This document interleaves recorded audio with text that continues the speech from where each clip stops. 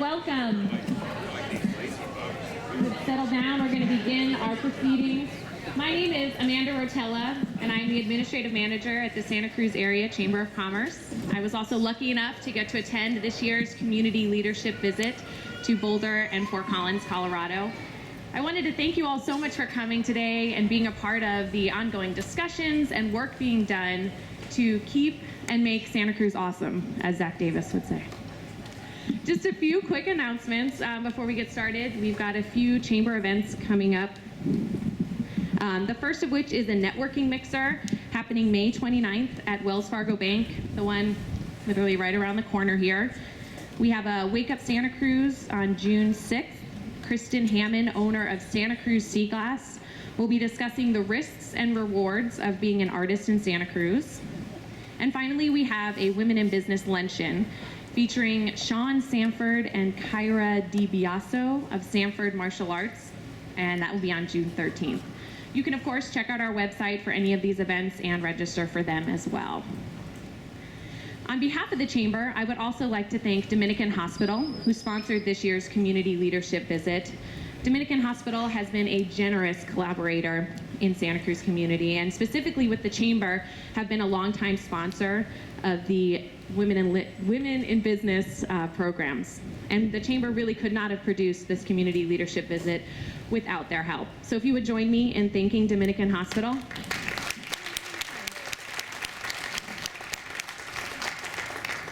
I would now like to introduce a woman who really needs no introduction, Martina O'Sullivan. She is the Director of Community Engagement at Dominican Hospital and Dignity Health Systems. She is a member of the Chamber Board of Directors and has been for the last 5.5 years. She has participated and sat on the Chamber's Community Affairs Committee. She has participated in the Women in Business or Women's Leadership Forum Committee, as well as the Auction and Recognition Dinner Planning Committee. And she has provided precious support to both Bill and the Chamber staff, and to that we thank her. And so we would welcome Martina.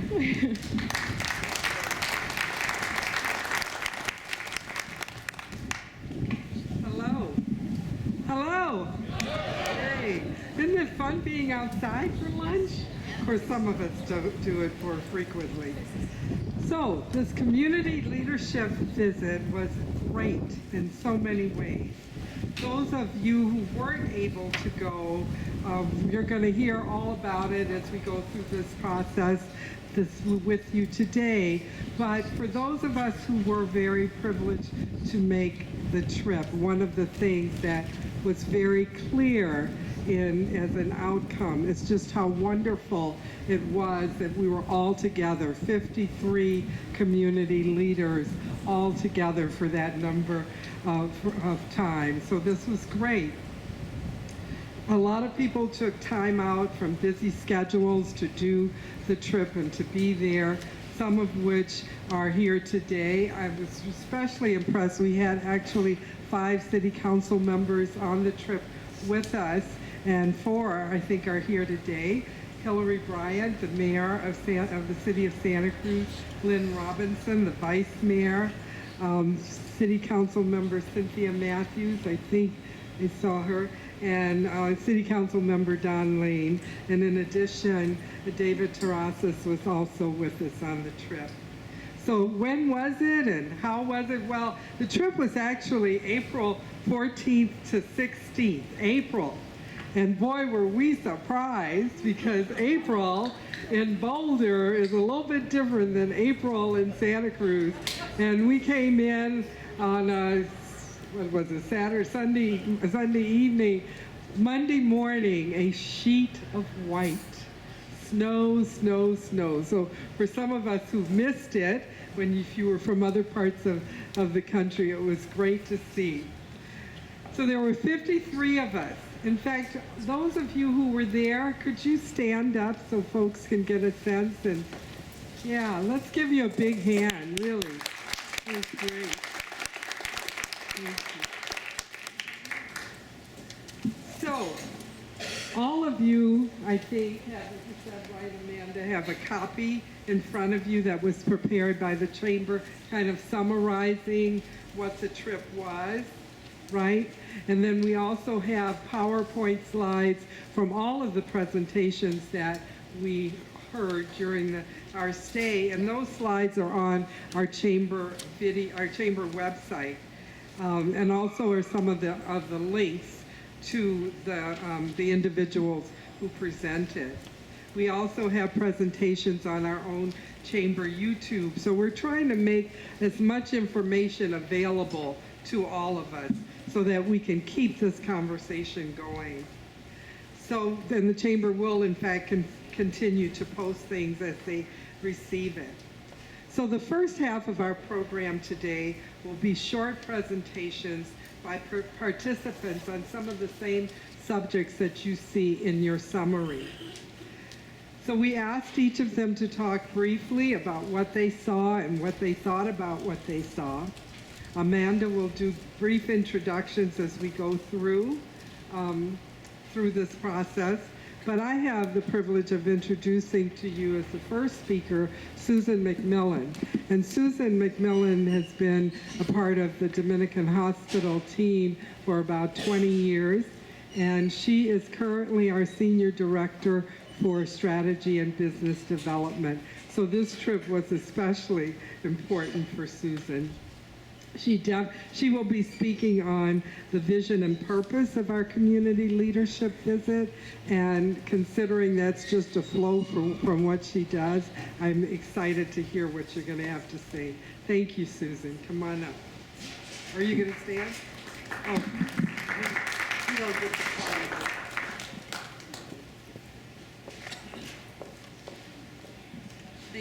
Thank you. I was honored to be part of a great team of representatives from Santa Cruz. I learned an amazing amount and really enjoyed getting to know the perspective and the desires of the business community of Santa Cruz. Definitely was worthwhile for my role at Dominican Hospital. I think Bill captured the vision of our Colorado adventure with his opening sentence in the first page of the pamphlet that you received today. The first sentence was, "Innovation is the nexus between great ideas and their implementation. The energy and engagement of innovation is only possible through an environment of collaboration. In a true collaborative environment, an organization, a business, a college, a university, a community has in place a system that encourages innovation. The Boulder-Fort Collins communities embrace collaboration in their partnerships of private and public sectors. In a true innovation environment, there is a role for everyone, from the creativity of a new worldview of youth to the experience and wisdom of those who have the mentorship expertise. The Boulder-Fort Collins communities embrace the uniqueness of their communities, and through collaboration and a bit of risk-taking, made their communities a petri dish of innovation." I experienced this personally a few weeks ago when my son Landis, a first-year engineering student at CU Boulder, was telling me about his freshman project, which, by the way, was a solar-powered lifeguard. It is interesting that in the foothills of the Rocky Mountains, his project was a beach-based lifeguard. I think he was bringing his love of Santa Cruz to Colorado. Landis and his team actually won the freshman award for their solar-powered lifeguard, But in telling his story and his experience, his excitement did not come in the award itself, but in the level of interest that he experienced from the individuals attending and judging the event that he competed in. He appreciated the collaboration from those with the experience, knowledge, wisdom, and ability to mentor him to develop the entrepreneurial abilities needed to succeed in the future. Clearly, Santa Cruz has all the components to sustain a top-ranked quality of life, economic vitality, and continued success. And I guess to say what Amanda said, to continue its awesomeness. Thank you very much, Susan. Next, we have Matthew Thompson of Thatcher and Thompson Architects, who will be talking to us about the preconditions of an innovative environment and giving us a brief history of innovation in Fort Collins and Boulder. Hi, I think that my task here is to just kind of describe the half a dozen things that we saw that contributed to the innovation that was taking place in Boulder and in Fort Collins. First of all, the first and probably most important one was that they had research universities, and we do too. The research universities had the benefit of bringing scholars, having facilities like labs and library resources that provided a fertile groundwork for the kind of innovation that these communities saw.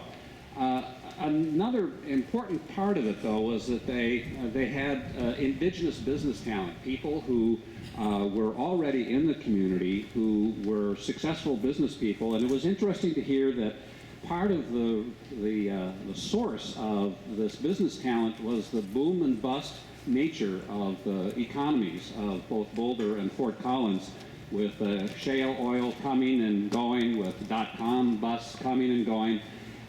But it seemed very familiar that when the bust came, people didn't really want to leave. It may have been in their economic interest to move to another community, but they stayed, and they kept that business knowledge in the community and applied it to new businesses. It was also really important that they had been able to attract research facilities, both from the federal government and from private corporations, to their communities. And that was a real challenge, but it's something that they had been working on since the 50s.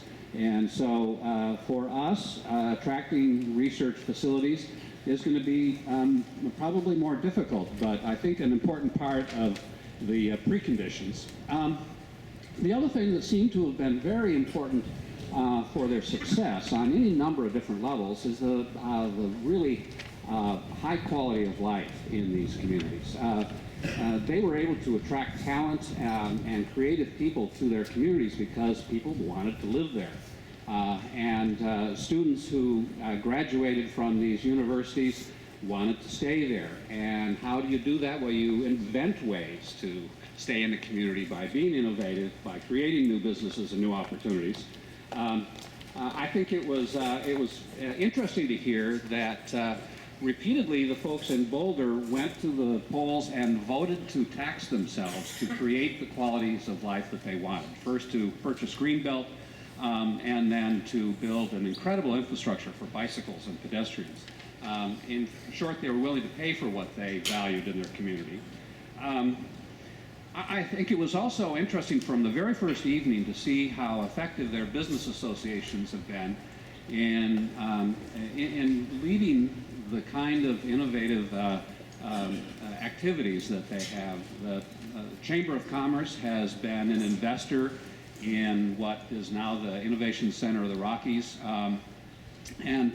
Over and over again, we saw that business leaders were very involved in creating the circumstances for innovation and investment.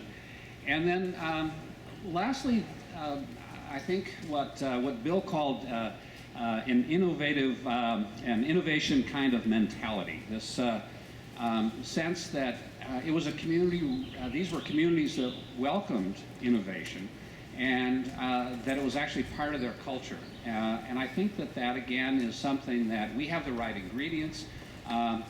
They did this in part by being really focused on implementation.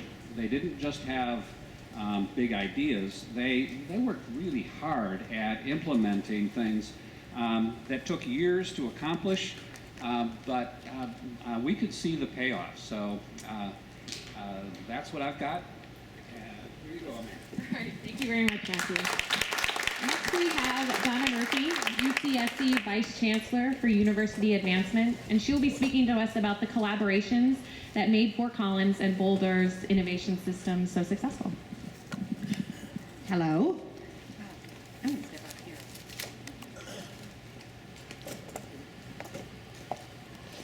It is such a pleasure to, in some ways, represent a research university. We have a very distinctive mission as a research university, and it is to both convey knowledge, but to create knowledge. And as you heard, that is what is one of the great assets that Boulder and Fort Collins have capitalized on. One of the things you see is that they really are in conversation with the community leaders, the government leaders, and the campus together with shared goals. It's not, it's a very collaborative process, and they focus their attention.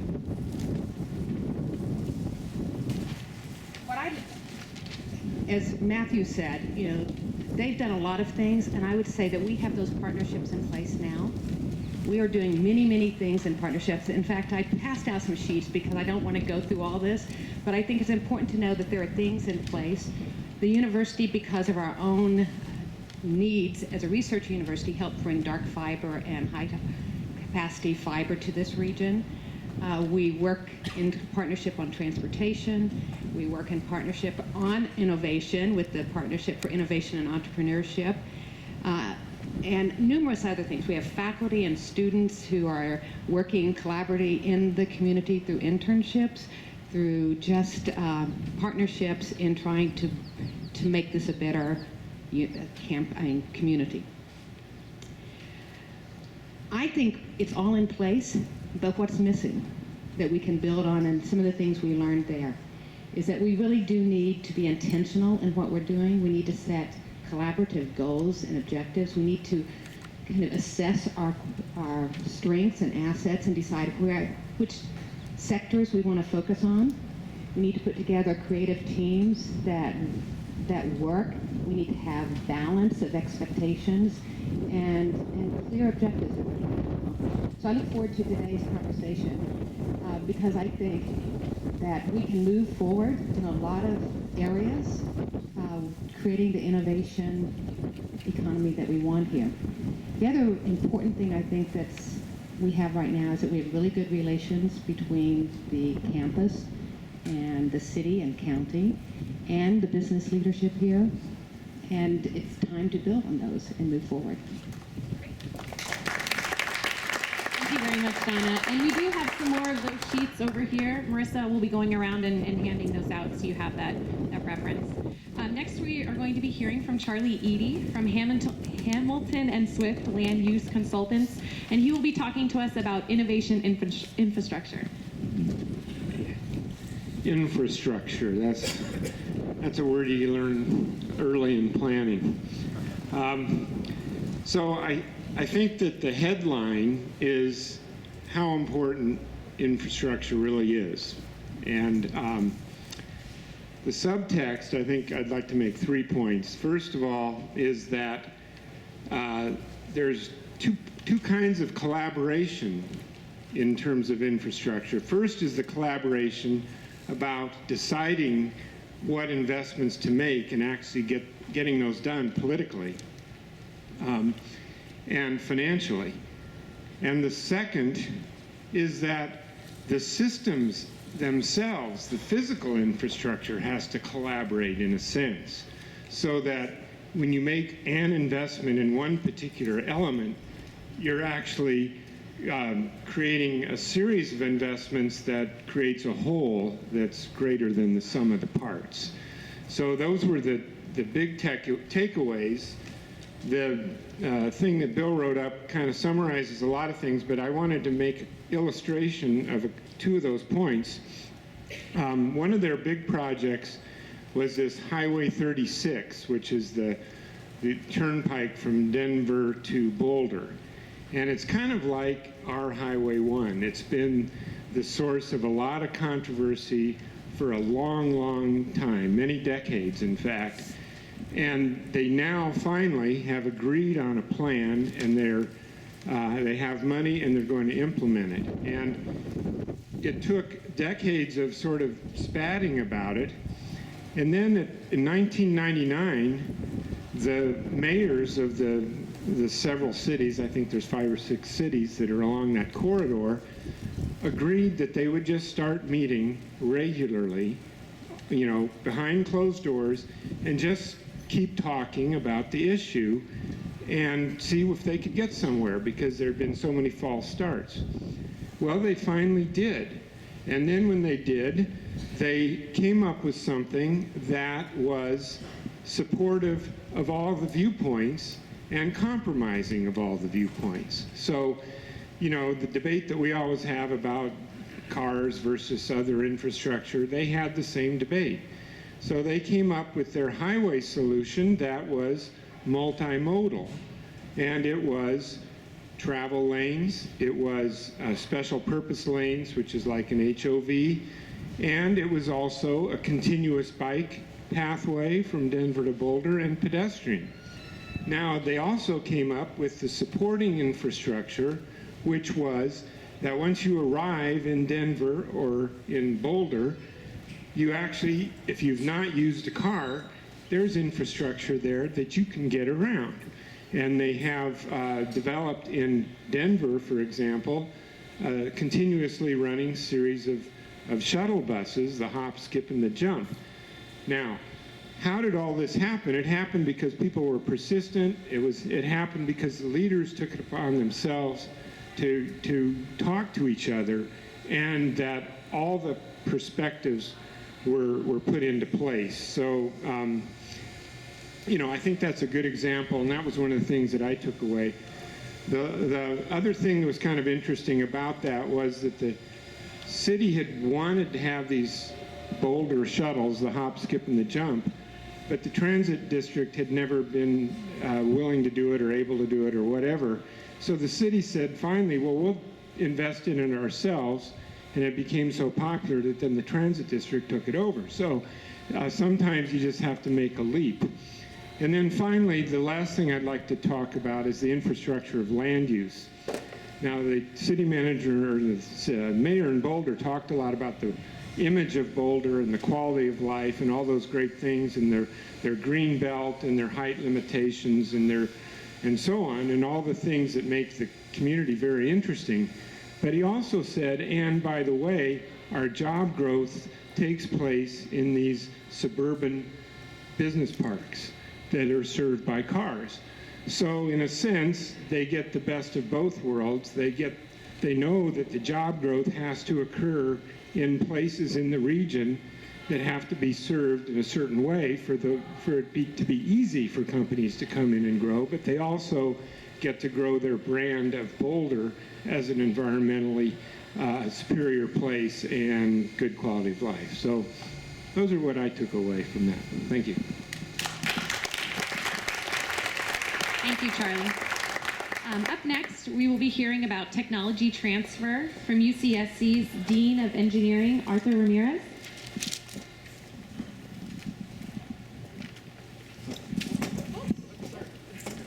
So I find myself as Dean of Engineering at UCSC.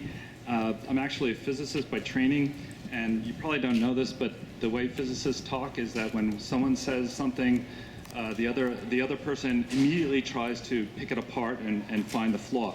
So when we went out to Boulder, I heard, well, Santa Cruz is like Boulder, and so I immediately tried to pick that argument apart in order to find out how we could develop some new programs. It's not pleasant talking to a physicist, as my wife will attest, but it's helpful sometimes in deconstructing problems. So the first difference between Boulder and Santa Cruz is the university. The Colorado University of Boulder is a much bigger research university. it's true, we are a research university, but we are small. We are so small that the University of California Office of the President is starting a process to bring us up to the system average. We educate about half the number of PhDs as the average UC campus. So we are a work in progress. We will get bigger, and that's good news for Santa Cruz. Second is that someone mentioned the federal labs. Those labs have been around for a long time. I think we heard there were about 10 of them. Some of them are very big. The National Institute for Standards and Technology is a very big lab. They've recently won a spate of Nobel Prizes. They have world-leading groups in optical technologies and very, very cutting-edge stuff.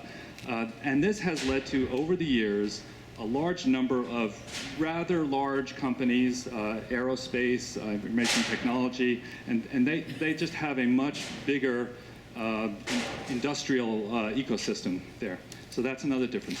Another difference is Denver. Denver's sort of the same distance, sort of emotionally, away from Santa Cruz, from Boulder as Silicon Valley is from Santa Cruz, and they benefit. I think we both benefit, but it's something to keep in mind when thinking about businesses and industries that can be fostered in Santa Cruz.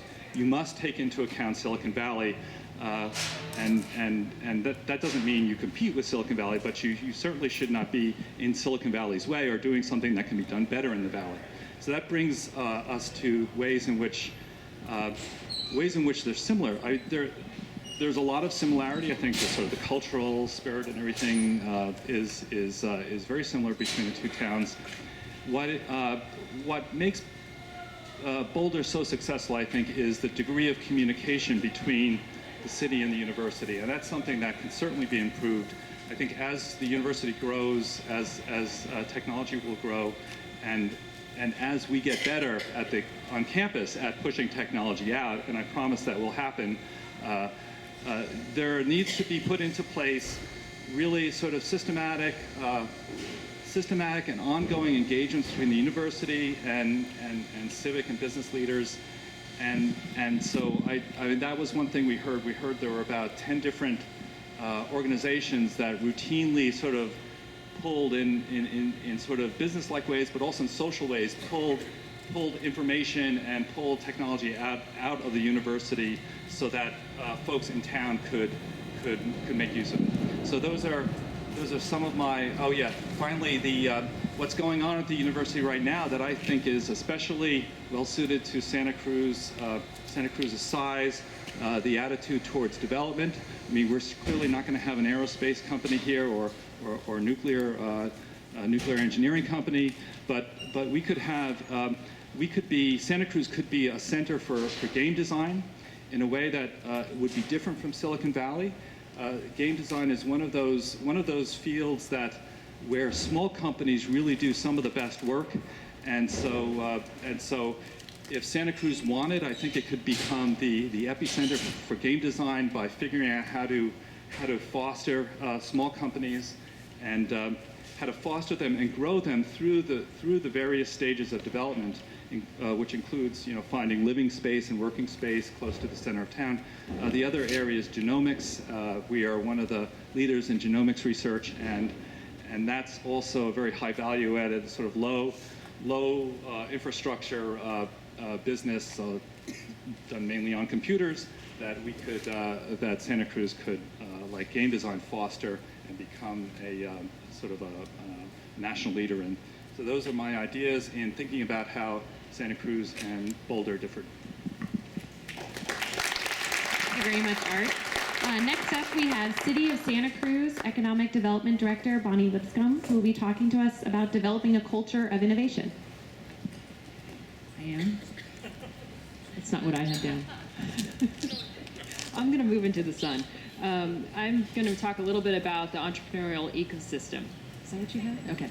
In Boulder and Fort Collins. And definitely some of the things that Art said and Donna said, Charlie said, they all resonate a lot with me as well, particularly when we're talking about collaboration and engagement. And I think that more than anything is what I took away from both Boulder and Fort Collins. Thank you. Is that collaboration is really important and engagement. I think for a lot of the things that Boulder was doing and Fort Collins were doing, I think we're doing a number of those things too. I think we need to do a better job communicating some of those things and do a better job actually engaging the various components of the community. I specifically, Bill wanted me to talk about Brad Bernthal from the CU Boulder Law School. And he's the director of the Silicon Flatiron Center. And they're at the Center for Law, Technology, and Entrepreneurship. And I saw some definite correlations between the Flatiron Center and our new program up the university, the Center for Entrepreneurship. So I see a lot of similarities and a lot of opportunities for us to engage in a similar capacity in Santa Cruz that Boulder and both Fort Collins are doing. Specifically, I wanted to talk about a number of things, and actually Peggy mentioned this in one of her questions to Brad when he spoke.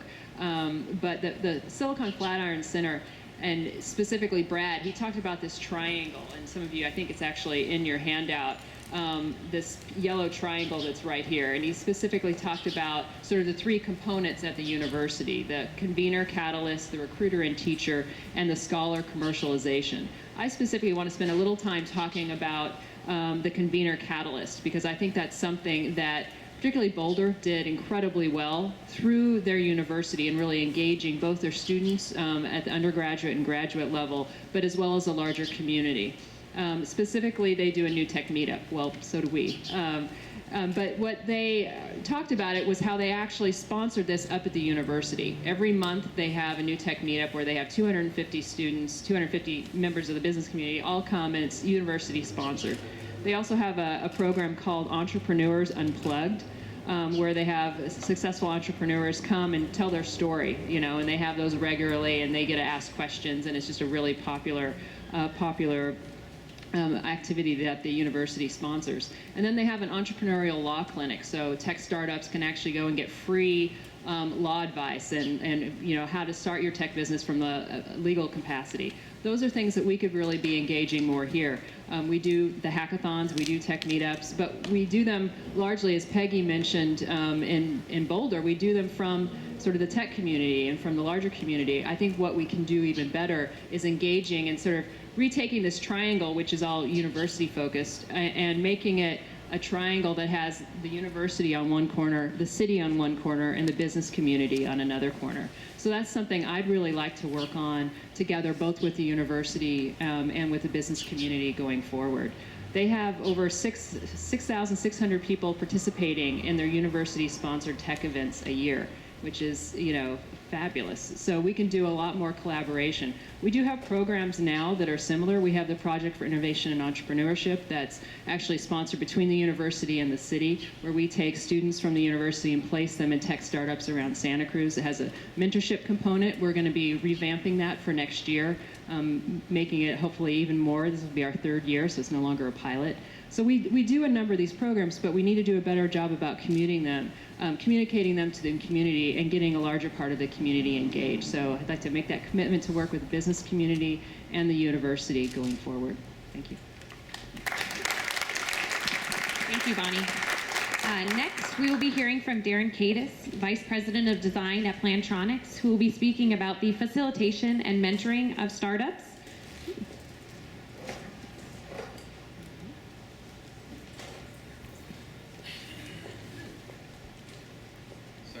Speaking of? Mentoring.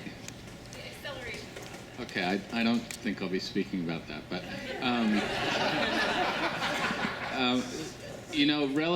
this was the first experience I've had like